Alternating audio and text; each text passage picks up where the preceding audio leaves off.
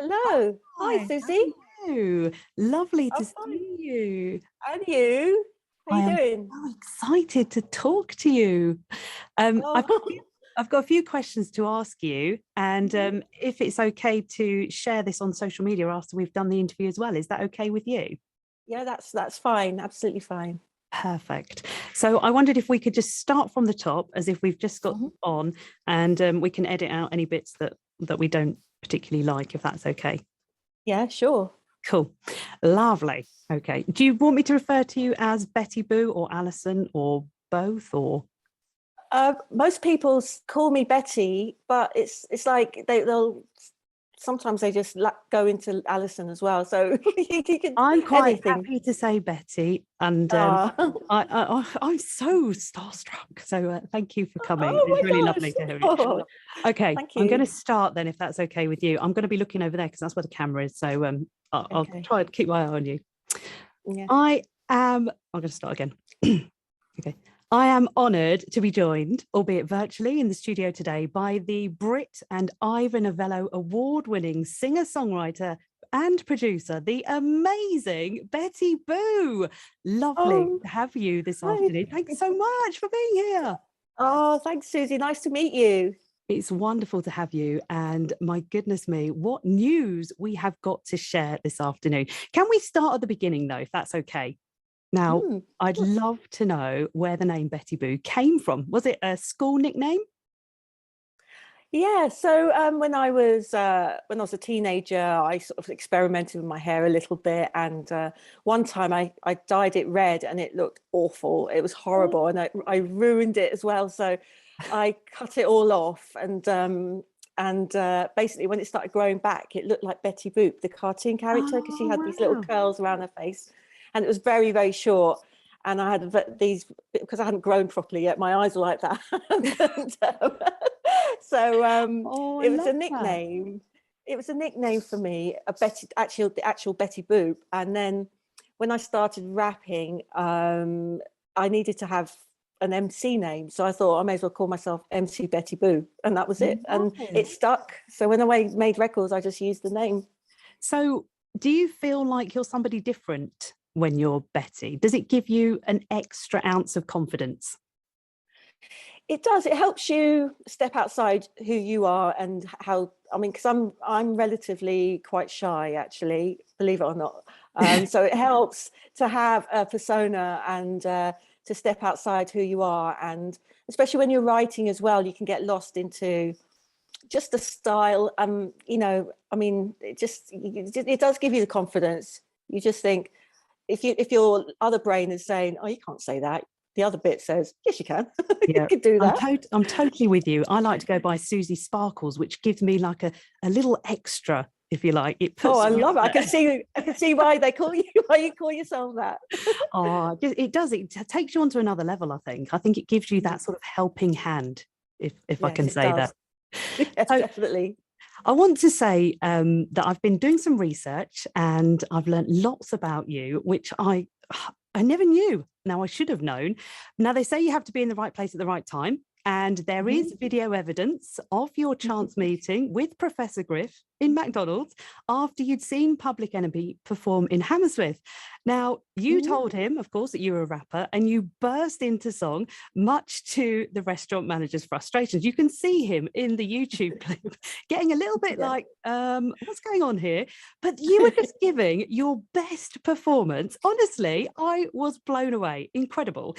You're carrying on, and he's like, come on, get out of here. We don't want you in here. And you're being ushered out the door. It's absolutely brilliant. And then, of Yeah. course, you got invited to America to tour with the group. How was it Mm. to share the stage with your idols and, of course, be so far away from home? Because you were only, what, 17? Oh gosh, yeah. So yes, we went to see the massive gig with Public Enemy, the Beastie Boys, Run DMC, and LL Cool J, and it was, yeah. So that this was our home. This was up the road from where we lived. So we'd seen it, we loved it. It was fantastic, and we're walking back home, walking past a McDonald's, and there were Professor Griff with all his S1Ws. So he had his guys that had just been on stage with Uzi guns, it's just, I mean, it must have looked quite daunting for people to see them walking down the street and stuff, Yeah. let alone in the McDonald's. So yeah, so we said, "Oi, all right, we're rappers as well." And they could tell we were rappers because we were dressed a certain way. And although there was, I wasn't quite so dressed like a rapper because I was wearing my nanny's cardigan because I had a cold. So I'm wearing Right. this cardigan that isn't very cool at all, but I Well, was you wearing look these cool. Adidas high You look tops. amazing. Really, really good. So yes, he asked us to do some rapping, and so I just started rapping, and he was doing the beatbox, and I think they were filming for their own little documentary because it was the first time they'd been to the UK. Mm. So they were doing tours everywhere, and that's how it's documented, and it's on YouTube. It is. And then we went out to America and toured with them, and they produced a record. And I would say, even though I was 17, I left in the middle of my A levels, which wasn't a cool thing to do particularly. I know that. But you My did mum it. must be so And worried. Yeah. look where you are. You're amazing. So I think of it as like an apprenticeship. Yeah, definitely. Definitely. Life experience is really important, isn't it? Yeah. So you returned home and your breakthrough came when the Beatmasters, of course, asked you to rap on their clubbed up cover of Martha and the Vandellas, I Can't Dance to That Music You're Playing. And this saw your first of many performances on Top of the Hops. And of course, a top 10 hit under your belt. Must have been an incredible, incredible experience. Well, it was, yeah. I mean, gosh, I suppose I gained some sort of credibility as a rapper in the scene. And yeah, so the Beatmasters knew about me, and they needed a vocalist for their new single because they'd already been out, and they were the sort of the pioneers of like hip house and that sort of that genre that was around at that time. So they asked if I would go to the studio in Shoreditch in London, a place called the Strong Room, and they asked me to put a few verses in that they'd arranged for me to put some rap in, and they loved it, thankfully. And the next thing I knew, I was on Top of the Pops. Amazing. Yeah, wearing a Jean-Paul Gaultier gold jacket Oh, and it's prancing gorgeous. around, and Brilliant performance. yeah, so that was my first Top of the Pops. But that was surreal because I grew up in West London where the BBC television centre was. So often we would see people that had been at the BBC maybe walking around near Shepherd's Bush Market, and once I remember seeing Shawaddy Waddy. I mean, that's a blast from the past.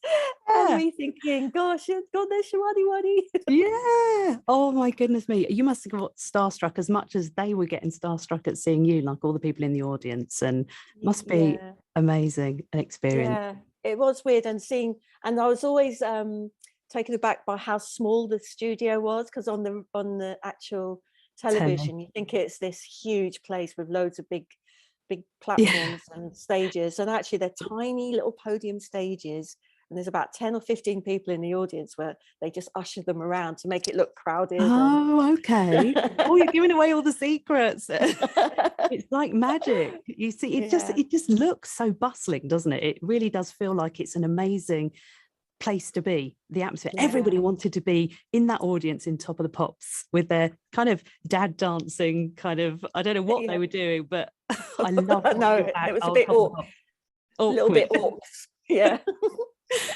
So I read that you bought a keyboard and a sampler from your royalties, and then you started writing songs in your bedroom, which is just incredible.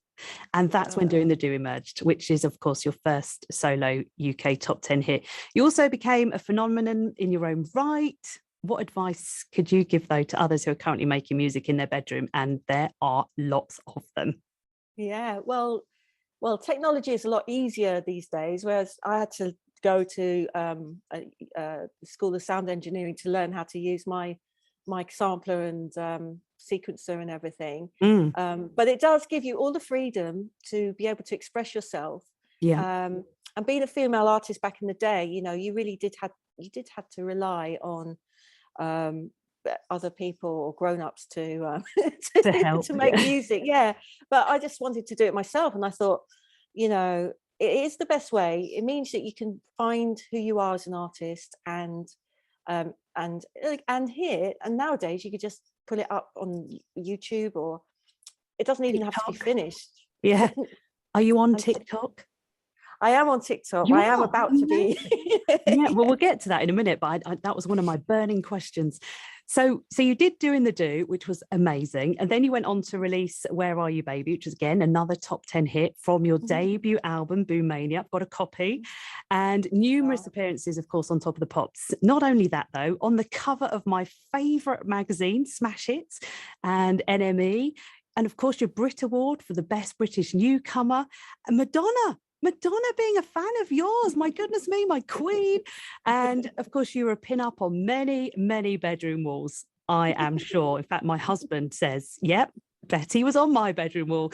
Did you enjoy being in the limelight? You said earlier you're quite shy, but was there some that you really did enjoy? Or I was just in the moment at the time. You just didn't really question anything. You just I mean, doing lots of smash hit covers and pieces, and even the Enemy piece that you mentioned. In those days, the Enemy traveled with me. They had a whole team of people get on the plane. We went to Chicago, and very glamorous days. Yeah, my goodness. I know, and so I think you just sort of got. I mean, I didn't believe my own hype. I definitely didn't. I used to still think that I was sort of getting away with stuff, had that sort of intruder syndrome or whatever they call it. Yeah. But yeah, I think only recently, I think I've actually just, because coming out and doing a new record and listening and reading to people's comments and stuff about what impact that music had on them and where they were, and there's some girls that have written to me and said, oh, you just made nobody else look like me, because I'm Eurasian, I'm half Scottish, half Malaysian.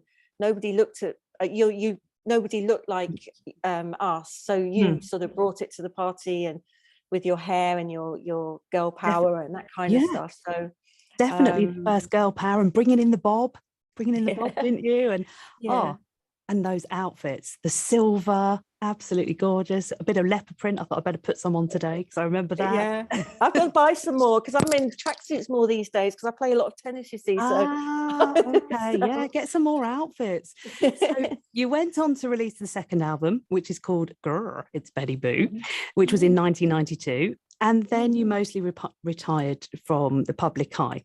So obviously the good news is that after 30 years, you are back, and I have to say, you are sounding absolutely incredible. It's a real, I want to call it like an irresistible sound of pop perfection.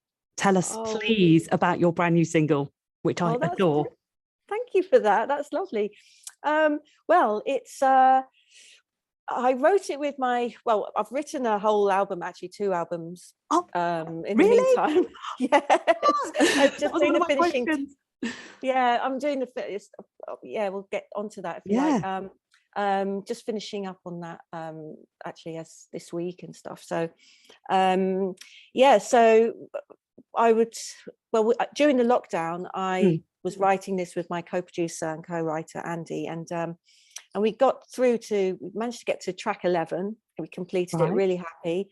But it was an intensive way of working because I was working at home and recording and editing, and then sending everything to him, and he would send stuff back to me, and then that's how we worked. And it was great because we were able to be creative and everything. And anyway, so we got to the point where we needed to write track 12, and by that time we were thinking, oh god, what we're going to write about, and we thought, well, actually, every day just seems like the same, and the weekends definitely don't feel like a Saturday or a Friday. So every day came up with this, isn't it? It was. And so we just thought, wouldn't it be lovely to get us to the weekend? Let's get to the weekend. And so it evolved from there. So that we wrote the song in its entirety, and it was a great pop song as it was. And when the rules were relaxed a little bit and you could see people, we we went to the studio and we hung out, and we just had a great time. We were listening to loads of music, and we listened back to our stuff as well that we'd recorded. And we both thought, oh my God, you know what would work really well in this? The Love Action by Human League. The sample is great. Yeah, so we plonked it in there just for a bit of fun to see, you know, just mucking around, and then it just it was like magic. It brings that nostalgia as well, doesn't it? It's just wonderful. I think you've worked a treat on this piece. It's absolutely fab. Really, really love it. Thank you. And you've just answered my question, the fact that there is new music coming, and the whole album. In fact, you spoilt me because you said 2 albums. Oh my goodness me. Now, please, can you really make our dreams come true and tell us that there is going to be a UK tour? Well, there will be eventually, yeah. And please say you're going to come to Lincoln. Oh yeah, no, most definitely. Yeah, it would be amazing. We'd love to have you. Be welcome with warm arms, opening arms. Please do come and see us here in Lincoln. It would be amazing. Oh, absolutely. I plan to. But what I'd like, because I set up my own record label, okay, so I can do things with it the way I want to do them. And what I want to do is release 2 more singles and maybe 3. We'll see. And then have the album out early summer. So I'll be ready to perform it all then. And I'll probably do some festivals and things like that. And but I've got, you know, I'm sort of starting again, really. So have you noticed? Sorry. No, I'm saying it doesn't. It feels like I'm starting again, and but I've got a lot of work to do. But I'm really up for it, and you know, I just when I was approaching my 50th birthday, and I just thought I really need to do this before. You know, I'm just it's now or never, really. And I'm really enjoying my best life right now, and it's never too late for anybody, honestly. Well, I'm almost in the same age bracket as you, so and I still want to reach my dreams of, you know, what do you say, bigger radio then, if you like. And so it's lovely to see that you're back and you're doing this, and you're still out there and creating, and I'm assuming your creative juices were still running the whole time that you've not been sort of in the public eye, because you can't stop that, can you? And of course you've been songwriting for other people throughout that time as well, haven't you? Yeah, I've been writing I've been writing for other people and working with different artists and different producers. I spent a lot of time in Los Angeles working with some of the big hitters, which was a great experience actually, because they write so differently out there. And some producers just you start from scratch, and you actually write and produce the record at the end of the day by 5 o'clock. It's a mental way of working, but wow. And I found it quite stressful actually, because it was like it sort of took the love and fun out of everything. But I'm glad I did it, because it showed me that, you know, it taught me a lot actually about how to, and songwriting generally as well, what you know, there is an art to writing pop music, and making sure the moments come in the right place, and you know, it's not an easy thing to do, I say, but if it was easy, everybody would be doing it, wouldn't they? Yeah, exactly. Oh, definitely. And I've got one last question, if you don't mind me asking. In 1991, there was a Smash Hits yearbook, and you gave 3 top tips on becoming a rap star. Do you remember them? Number 1, don't look like any other pop star.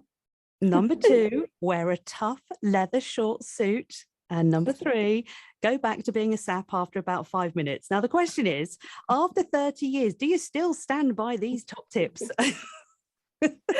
Oh, gosh, it's so funny, isn't it?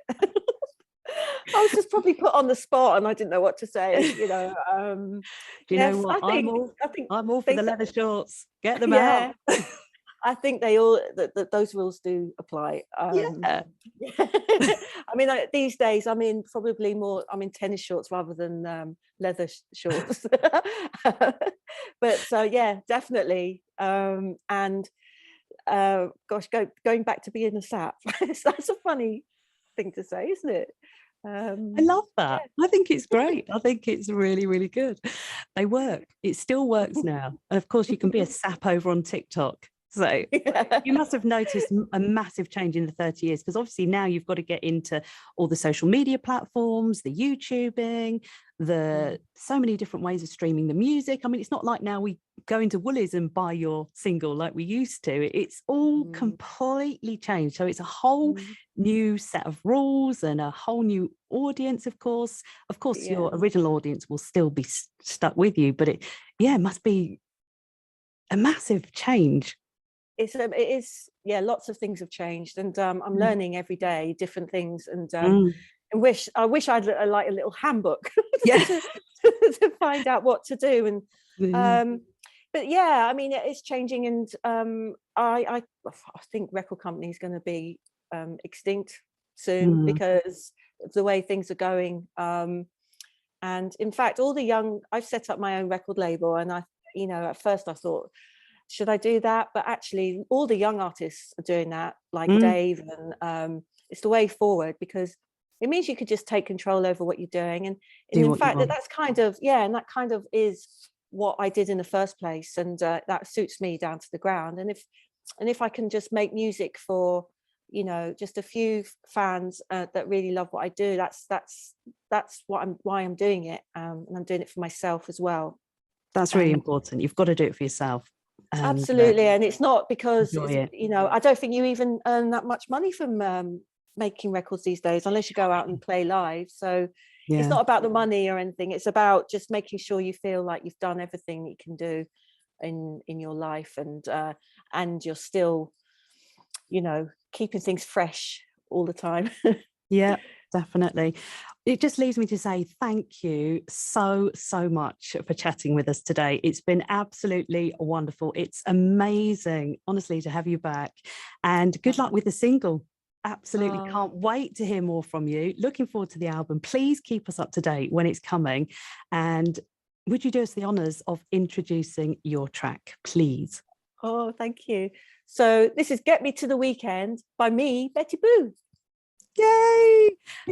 Thank you. Honestly, it's been amazing. It's been lovely to chat with you. Oh, it's been lovely chatting to you. Thank you for having me. Thank you so much. And we'll edit some of the bits out, and we'll make it, hopefully okay, we'll send it to you, and we truly appreciate it. It will go out on the radio next week, and we'll share it on social media as well.